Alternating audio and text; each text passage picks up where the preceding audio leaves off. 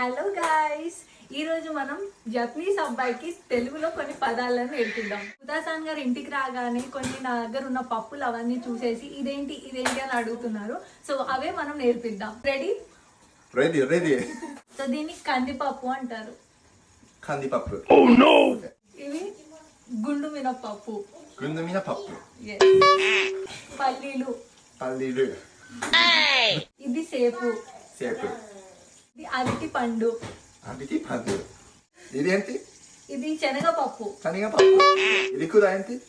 ఇది బాదం పప్పు. మీకు కావాలా? బాగుందా? ఇది ఏంటి కొంచెం? ఇది జీడిపప్పు.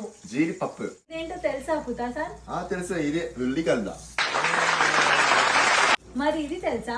ఇది కూడా తెలుసు, ఆలుగడ్డ. అంతేనా కొంచెం? అంతే.